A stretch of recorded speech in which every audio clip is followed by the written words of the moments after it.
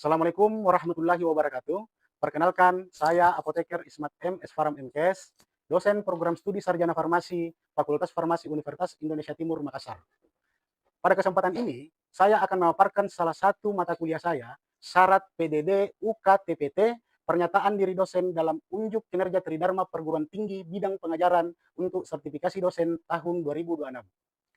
Puji syukur kehadirat Allah Subhanahu wa taala atas segala rahmatnya dan karunia-Nya sehingga saya dapat menyampaikan pemaparan singkat mengenai pelaksanaan pembelajaran dan mata kuliah yang saya ampu, yaitu farmakologi bahan alam. Mata kuliah farmakologi bahan alam merupakan mata kuliah wajib bagi mahasiswa program studi sarjana farmasi pada semester 4 dengan bobot 2 SKS. Mata kuliah ini dirancang untuk membekali mahasiswa dengan pemahaman mengenai konsep mekanisme kerja, aktivitas farmakologi, keamanan, mutu, efektivitas, serta pengembangan bahan alam sebagai obat tradisional maupun obat modern asli Indonesia yang didasarkan pada bukti ilmiah atau evidence based medicine. Adapun cara capaian pembelajaran mata kuliah ini adalah agar mahasiswa mampu menjelaskan, menganalisis, dan mengevaluasi konsep serta penerapan farmakologi bahan alam meliputi khasiat bahan alam, metabolit sekunder, mekanisme kerja, aktivitas farmakologi, aspek keamanan, mutu, efektivitas, hingga pengembangan obat berbasis bahan alam. Dalam melaksanakan proses pembelajaran, saya menerapkan 3 komponen utama, yaitu delivery, interaction, dan assessment. Sehingga proses belajar berlangsung secara aktif, efektif, dan berpusat pada mahasiswa. Yang pertama adalah delivery. Pada tahap ini, saya menyampaikan materi secara sistematis melalui perkuliahan tatap muka dengan memanfaatkan persentase interaktif. Diskusi dan tanya jawab, selain penyampaian konsep, mahasiswa juga diberikan tugas untuk menelusuri literatur ilmiah dan jurnal-jurnal terbaru sesuai topik pembelajaran. Nah, pendekatan ini bertujuan untuk membangun kemampuan berpikir kritis mahasiswa, meningkatkan keterampilan, mencari sumber ilmiah yang kredibel, serta membiasakan mahasiswa menerapkan konsep evidence based medicine dalam bidang farmasi. Yang kedua adalah interaction. Saya membangun komunikasi dua arah yang aktif, baik dalam maupun di luar kelas. Selama proses perkuliahan, mahasiswa diberikan kesempatan seluas-luasnya untuk berdiskusi, bertanya, serta menyampaikan pendapat terhadap materi yang dipelajari. Di luar kelas, komunikasi tetap berlangsung melalui grup WhatsApp sebagai media diskusi, konsultasi, dan pendampingan akademik. Dengan demikian, proses pembelajaran tidak hanya berlangsung di ruang kelas, tetapi juga berlanjut secara berkesinambungan. Ketiga adalah asesmen atau penilaian. Penilaian dilakukan secara komprehensif untuk mengukur aspek pengetahuan, keterampilan, sikap, dan partisipasi mahasiswa. Komponen penilaian terdiri dari kehadiran sebesar 15%, ujian tengah semester sebesar 25%, ujian akhir semester sebesar 35%, keaktifan dalam diskusi sebesar 5%, penugasan berupa penelusuran literatur dan penyusunan makalah sebesar 5%. Kedisiplinan dalam mengikuti perkuliahan dan pengumpulan tugas sebesar 5%, serta partisipasi aktif di kelas sebesar 10%. Sehingga total bobot penilaian menjadi 100%. Seluruh komponen dan bobot penilaian tersebut saya sampaikan sejak awal perkuliahan melalui kontrak pembelajaran agar mahasiswa memahami mekanisme evaluasi yang akan diterapkan selama 1 semester. Dengan demikian, proses penilaian berlangsung secara transparan, objektif, dan akuntabel. Demikian pemaparan singkat mengenai strategi pembelajaran yang saya terapkan pada mata kuliah farmakologi bahan alam. Selanjutnya, saya akan menampilkan cuplikan video proses pembelajaran tatap muka sebagai implementasi dari metode delivery, interaction, dan assessment yang telah saya jelaskan. Selamat menyaksikan. Wassalamualaikum warahmatullahi wabarakatuh. Bismillahirrahmanirrahim. Assalamualaikum warahmatullahi wabarakatuh. Selamat siang dan salam sejahtera untuk kita semua. Salam, Om Swastiastu, Namo Buddhaya, salam kebajikan. Ya, jadi adik-adik sekalian, bagaimana keadaan hari ini? Baik ya, sehat semua ya? Oke, jadi pada kesempatan siang hari ini kita akan melakukan proses perkuliahan, yaitu pertemuan keempat. Jadi sebelum kita masuk pada materi pada hari ini, alangkah bagusnya segala aktivitas akademik kita pada hari ini dilancarkan. Ya, sebelumnya itu mari kita berdoa sesuai dengan keyakinan kita masing-masing. Doa dimulai.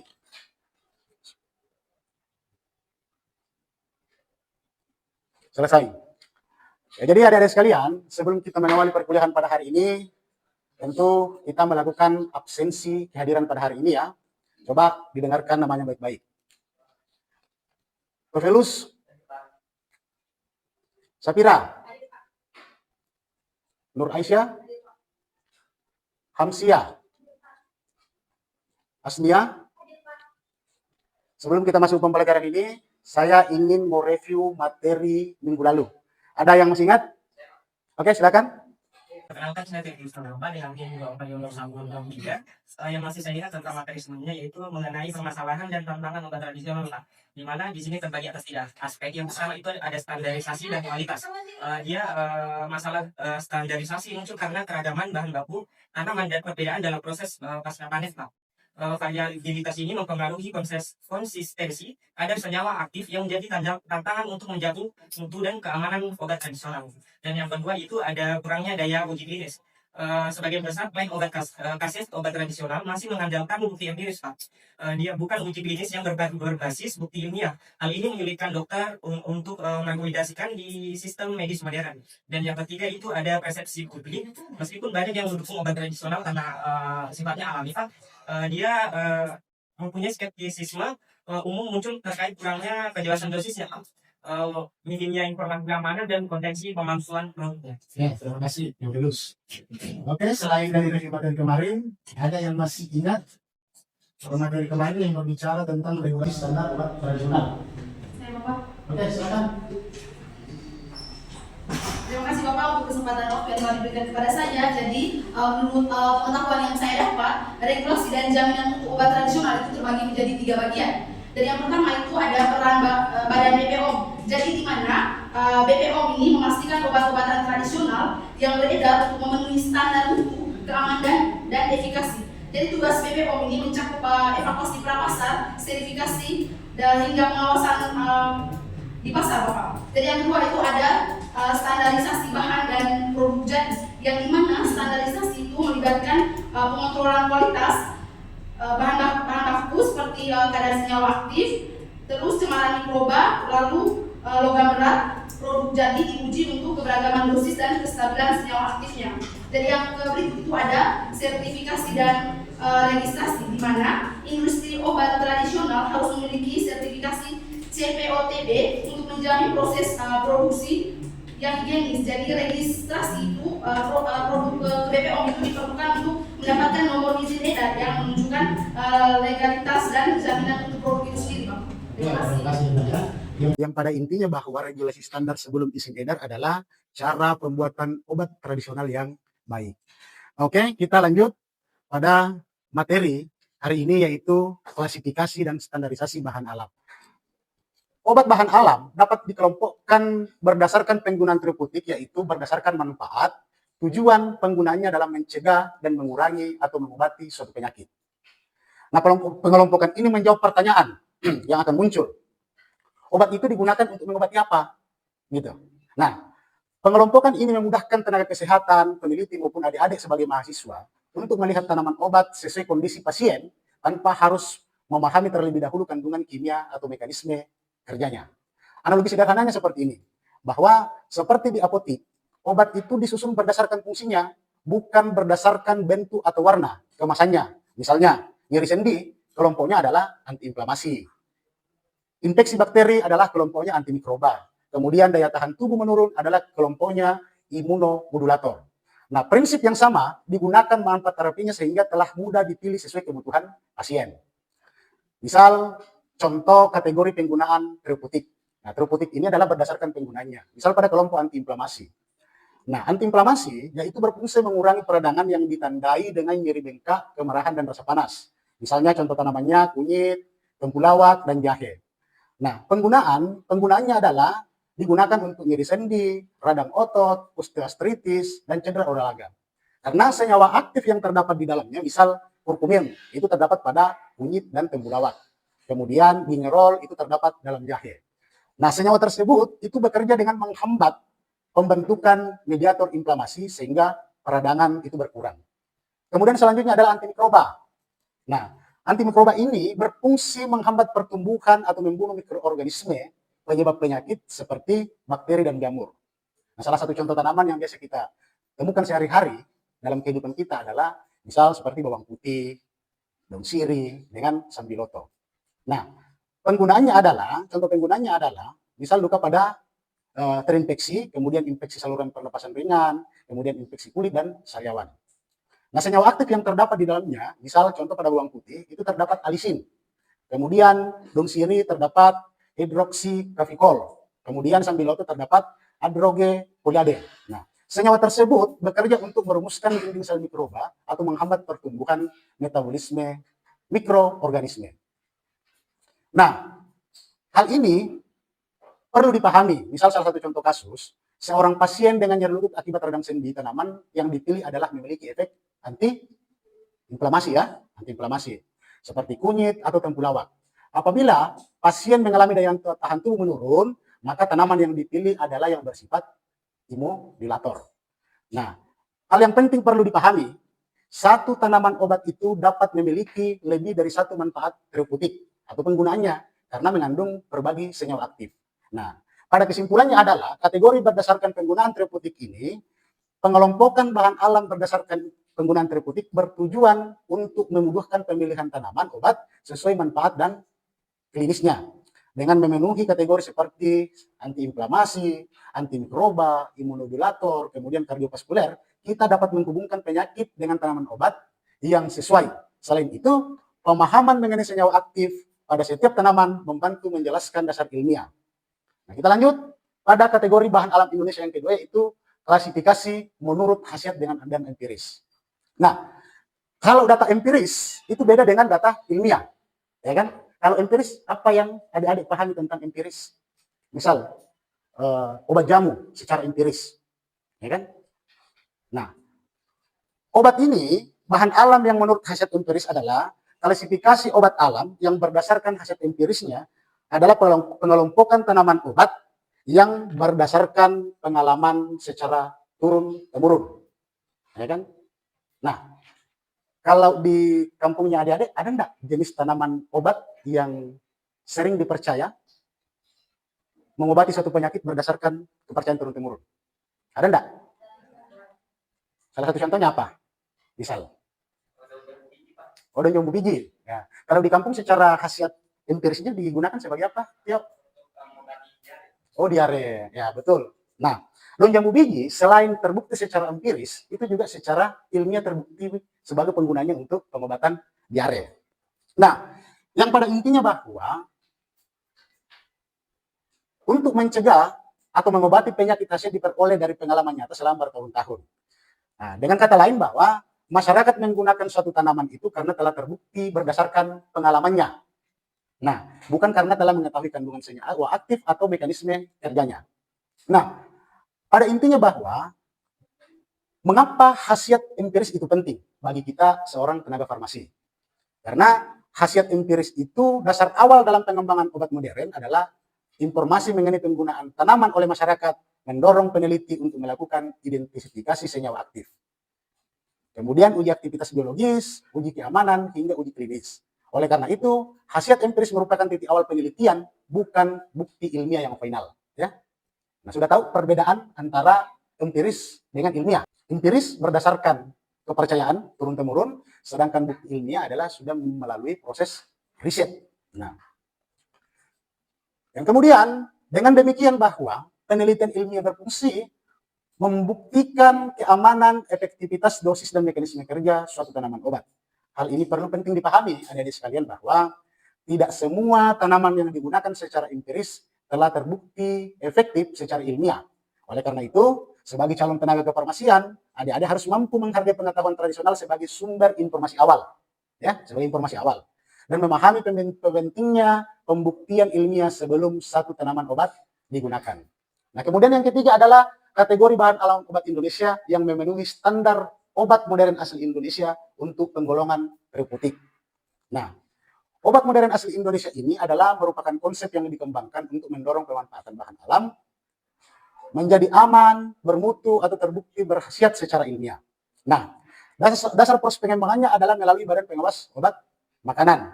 Nah, yang kemudian mengelompokkan bahan alam berdasarkan bukti ilmiah dan khasiat farmakologisnya. Nah, jadi kesimpulan adalah standar obat modern asli Indonesia itu membantu mengelompokkan obat bahan alam Indonesia berdasarkan bukti ilmiah, kemudian keamanan mutu, khasiat dan farmakologisnya. Nah, dengan demikian, penggunaan tanaman obat itu menjadi lebih rasional, aman, dan dapat dipertanggungjawabkan. Nah, catatan untuk adik-adik sekalian bahwa khusus pada obat modern asli Indonesia ini, pada dasarnya pengelompokan bukan lagi hanya khasiat empiris, tetapi hasil penelitian ilmiah yang membuktikan keamanan, efektivitas, dan mekanisme kerja tanaman obat merupakan perbedaan utama antara pengobatan obat tradisional dan pengobatan obat modern bahan alam. Nah, selanjutnya kita masuk dalam penggolongan obat tradisional bahan alam. Jadi ada 3. Yang pertama adalah obat jamu, kemudian yang kedua adalah obat herbal terstandar atau biasa dikenal dengan scientific based herbal medicine, kemudian obat fitofarmaka atau clinical based herbal medicine. Nah, sebelum kita lanjut, ada yang bisa memberikan pengertian tentang apa itu obat jamu? Ada? Ya, silakan. Jadi menurut pengetahuan yang saya dapat tentang obat jamu itu adalah obat yang terbuat dari tumbuhan seperti akar. Jadi menurut pengetahuan yang saya dapat tentang obat jamu itu adalah obat yang terdapat dari tumbuhan itu seperti buah, seperti akar, terus daun, bisa juga dari batang, dan beberapa bagian tumbuhan lainnya. Oke, ada yang lain? Silakan. Itu menambahkan Pak, mungkin untuk jamu itu obat tradisional yang khasiatnya berdasarkan pengalaman turun-temurun dari atau empiris dari penelitian dan belum melalui klinis. Seperti yang sampaikan tadi bahwa obat jamu ini berdasarkan khasiat empiris tanpa melalui yang namanya bukti ilmiah, ya, berdasarkan turun-temurun. Oke, jadi pemahaman yang lebih spesifik tentang obat jamu ialah obat tradisional yang disediakan secara tradisional, misalnya dalam bentuk serbuk, seduhan pil, dan cairan, berisi seluruh bahan tanaman yang menjadi penyusun jamu tersebut yang digunakan secara tradisional berdasarkan kepercayaan turun-temurun atau khasiat secara empiris. Nah, kemudian yang selanjutnya adalah obat herbal terstandar. Nah, ada yang bisa obat herbal terstandar? Ya. Untuk obat herbal terstandar itu obat tradisional yang telah melalui uji klinis atau pada hewan dan menggunakan bahan baku yang telah distandarisasi. Oke, terima kasih. Nah, jadi kita sempurnakan bahwa obat herbal terstandar itu adalah obat tradisional yang disajikan dari ekstrak atau penyaringan bahan alam, dapat berupa tanaman obat, kemudian hewan maupun mineral yang sudah melalui pembuktian ilmiah berupa uji praklinis, kemudian standar pembuatan obat yang higienis dan uji toksisitas akut maupun kronis. Ya. Nah, selanjutnya obat fitofarmaka. Obat fitofarmaka ini adalah obat tradisional dari bahan alam yang dapat disejarkan dengan obat modern. Nah, karena pembuatannya telah terstandar serta ditunjang bukti ilmiah melalui uji praklinis sampai pada uji klinis pada manusia. Nah, pertanyaan kemudian, apa itu uji praklinis dan uji klinis? Nah, uji praklinis ini adalah uji yang dilakukan pada hewan uji coba, ya, seperti mencit, kelinci, dan yang lain-lain. Nah, sementara uji praklinis itu adalah uji yang dilakukan oleh pada manusia. Oke, selanjutnya syarat mutu kriteria obat bahan alam. Nah, ada yang bisa bantu? Apa syarat mutu kriteria obat bahan alam? Silakan. Perkenalkan nama. Perkenalkan, nama saya Asnia Latvia dengan NIM 2420148. Syarat mutu kriteria obat tradisional bahan alam. Yang pertama itu obat jamu harus memenuhi kriteria. Yang pertama, aman sesuai dengan persyaratan yang ditetapkan. Yang kedua, klaim khasiat dibuktikan berdasarkan data empiris. Yang ketiga itu memenuhi persyaratan mutu yang berlaku. Oke, terima kasih. Sudah tepat, ya. Jadi obat jamu itu harus memiliki 3 kriteria dari segi keamanan sesuai dengan persyaratan, kemudian hasil khasiatnya itu dibuktikan secara empiris, kemudian memenuhi persyaratan standar mutu yang berlaku. Selanjutnya, obat herbal terstandar harus memenuhi kriteria seperti apa? Ada yang bisa mampu untuk menjelaskan? Oke, silakan. Ya. Oke, baik. Untuk obat herbal terstandar harus memenuhi kriteria ada 4 yang ditetapkan. Pak, yang pertama itu aman sesuai persyaratan yang ditetapkan. Yang kedua itu kelainan khasiatnya dibuktikan secara ilmiah atau uji praklinik. Dan yang ketiga itu telah dilakukan standarisasi terhadap bahan baku yang digunakan dalam produk jadi. Dan yang keempat itu memenuhi persyaratan mutu yang berlaku. Oke, terima kasih. Jadi sudah tepat ya. Jadi persyaratan mutu obat herbal terstandar itu harus meliputi 4 aspek. Yang pertama adalah aman sesuai persyaratan, kemudian kelainan khasiat dibuktikan secara uji klinik, uji praklinik, kemudian yang ketiga adalah telah dilakukan standarisasi bahan baku obat, kemudian yang keempat adalah memenuhi persyaratan mutu yang berlaku. Nah, kalau fitofarmaka? Nah, jadi fitofarmaka itu meliputi syarat mutu harus memenuhi kriteria aman sesuai dengan persyaratan, kemudian klaim khasiat dibuktikan berdasarkan uji klinik, kemudian telah dilakukan standarisasi terhadap bahan baku produk jadinya, kemudian yang keempat adalah memenuhi persyaratan yang berlaku. Oke, kita masuk pada screening bahan alam sebagai pembuktian ilmiah. Nah, jadi pada intinya bahwa tahapan screening pembuktian ilmiah itu melalui 3 tahap proses. Yang pertama adalah tahapan eksplorasi molekul penentuan aktivitas, kemudian yang kedua adalah screening bioaktif berbasis in vitro, yang kemudian yang ketiga adalah evaluasi in vitro untuk validasi efek secara farmakologis. Nah, tahapan pertama adalah eksplorasi molekul penentuan efektivitas adalah proses menemukan senyawa bioaktif utama dalam suatu tanaman obat yang bertanggung jawab terhadap efek terapinya. Nah, pada tahap ini, penelitian ini tidak hanya mengetahui bahwa suatu tanaman berkhasiat, tetapi juga mencari senyawa mana yang menyebabkan khasiat tersebut. Nah, yang pada intinya bahwa tahapan eksplorasi itu adalah molekul penentuan aktivitas merupakan proses mencari, memisahkan, dan memurnikan dan mengidentifikasi senyawa bioaktif yang bertanggung jawab terhadap khasiat satu tanaman obat. Nah, jadi pada intinya bahwa alur sederhananya seperti ini.